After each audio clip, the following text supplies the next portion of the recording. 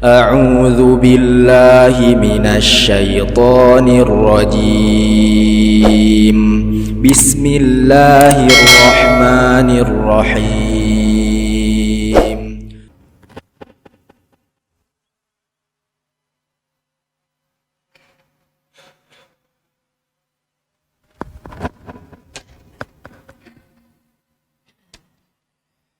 إن الحمد لله نحمده ونستعينه ونستغفره ونعوذ بالله من شرور أنفسنا ومن سيئات أعمالنا. من يهد الله فلا مضل له ومن يضلل فلا هادي له. أشهد أن لا إله إلا الله وحده لا شريك له وأشهد أن محمدا عبده ورسوله. قال تعالى في القرآن الكريم: أعوذ بالله من الشيطان الرجيم. يا أيها الذين آمنوا اتقوا الله حق تقاته ولا تموتن إلا وأنتم مسلمون.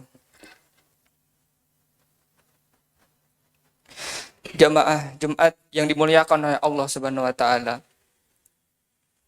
Dalam Al-Qur'an surat At-Taubah ayat 36 itu menjelaskan bahwa dalam satu tahun itu ada 12 bulan. Dan dalam 12 bulan itu ada 4 bulan yang Allah muliakan. Allah akan melipat gandakan pahala atas kebaikan yang kita lakukan atau dosa atas keburukan apa yang kita lakukan. Dan hari ini kita bersyukur kepada Allah karena kita bisa berjumpa dengan bulan yang Allah muliakan, yaitu bulan Zulhijjah. Dalam bulan Zulhijjah ini banyak peristiwa yang luar biasa. Banyak nilai-nilai kebaikan yang kita bisa ambil hari ini untuk menuju hari yang akan datang. Dan pada kali ini ada 3 poin yang akan disampaikan yang bisa diambil dari bulan Zulhijjah. Yang pertama, poin pertama, kisah Nabi Ibrahim alaihissalam. Bukan kisah penyembelihannya saja, tapi di mana Nabi Ibrahim bisa mendidik anaknya untuk kita bisa contoh untuk hari ini dan menuju generasi yang akan datang. Karena generasi akan terus berganti. Bagai pohon, patah tumbuh, hilang berganti. Daun-daun yang hijau hari ini, itu akan layu dan akan mati. Harus ada penggantinya. Harus ada muncul tunas-tunas hijau yang muncul. Dan kita harus didik itu. Dan kita harus tata mereka. Bagaikan kita membentuk bambu. Kita membentuk bambu dari rebung. Karena dia akan menjadi bengkok dan melengkung. Ketika bambu itu menjadi keras, maka perjuangan kita pun akan lebih jadi keras. Sebelum hancur, mari kita didik. Mari kita bentuk. Dan hari ini, kita membawa anak-anak kita untuk bisa beribadah kepada Allah Subhanahu wa taala. Dan menyuruh mereka ketika umur sudah 7 tahun untuk melaksanakan sholat. Ketika anak kita, ketika umur 7 tahun sudah melaksanakan sholat, maka maknanya di umur 5 tahun, dia sudah menghafal surat-surat pendek. Di umur 4 tahun, dia sudah membaca Iqra. Dan ketika umur 7 tahun, dia sudah melaksanakan sholat. Dalam otaknya sudah hafal doa iftitah. Dalam otaknya sudah melekat surat Al-Fatihah. Dan di akhir sholatnya, dia berdoa bagi orang tuanya. Dan puncaknya, ketika anak itu menjadi tumbuh, menjadi orang yang sukses, dan menjadi orang yang kaya raya, dia tidak memikirkan hartanya. Dia tidak memikirkan jabatannya. Dia hanya memikirkan keadaan orang tuanya di alam kuburnya. Apakah kita bisa mencetak generasi yang seperti itu? Maka jawabannya ada pada apa yang kita tanam hari ini. Kita, orang tua, ingin mendaftarkan anaknya untuk masuk kepada pondok pesantren. Mungkin mereka menolak. Atau memanggil guru-guru ngaji untuk bisa mengajar di rumahnya. Mungkin mereka lari. Maka bersabarlah. Karena itu adalah salah satu investasi jangka panjang. Kalau sudah ada yang mau, alhamdulillah. Kalau belum, maka jagalah mereka. Didiklah mereka. Karena zaman sekarang media begitu banyak, internet begitu luas. Ini senjata yang luar biasa.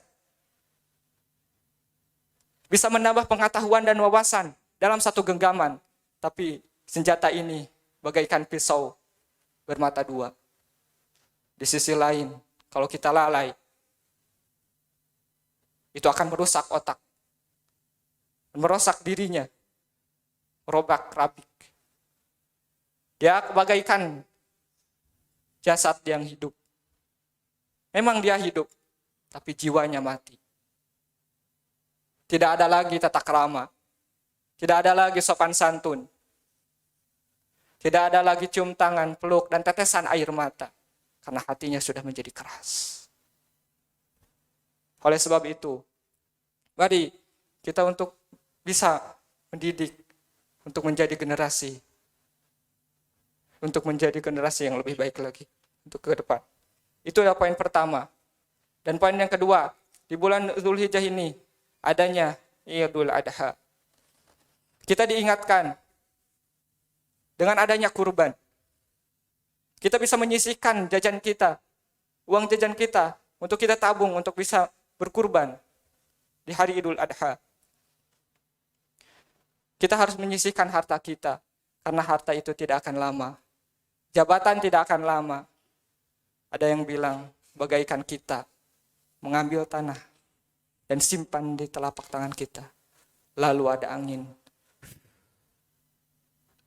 Hilang.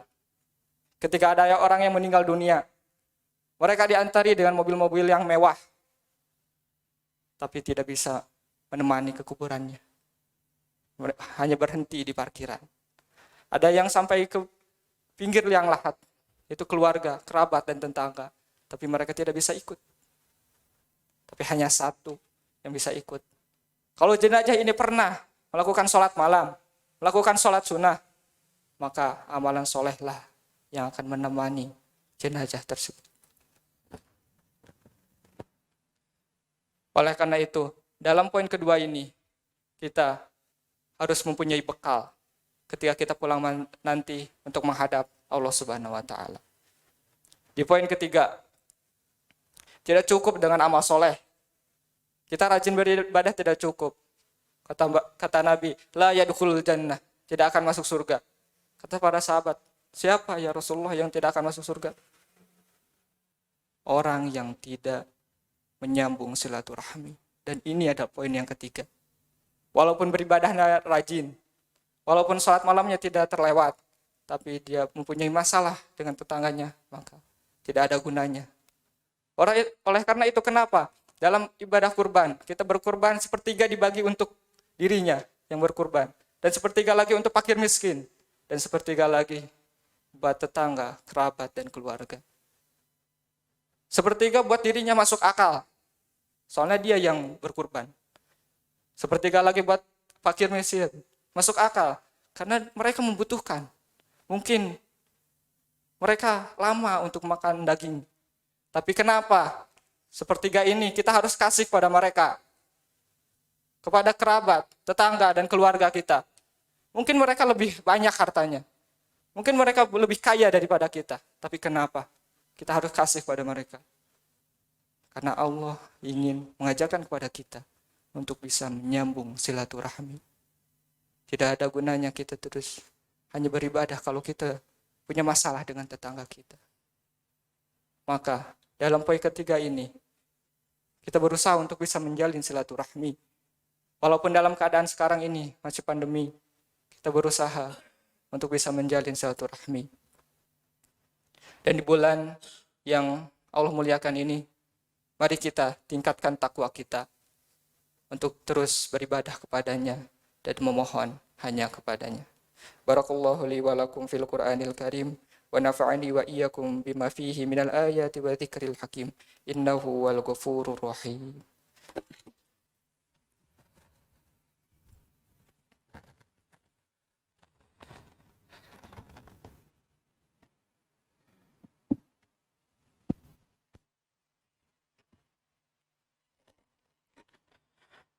Alhamdulillahirabbil alamin wa bihi nasta'inu ala umuri dunya waddin. Wassalatu wassalamu ala asrafil anbiya'i wal mursalin wa ala alihi wa sahbihi ajma'in. Amma ba'du. Allahumma sholli ala Muhammad wa ala kama shallaita ala Ibrahim wa ala ali Ibrahim. Allahumma ighfir lil muslimina wal muslimat wal mu'minina wal mu'minat al ahya'i minhum wal amwat innaka sami'ud mujibud da'wat. Rabbana hab lana min azwajina wa dhurriyyatina qurrata a'yun waj'alna lil muttaqina imama. Rabbana atina fid dunya hasanah wa fil akhirati hasanah wa qina adzabannar. Wa akhiru da'wana anil hamdulillahi rabbil alamin. Wassalamualaikum warahmatullahi wabarakatuh. Aqimissalam.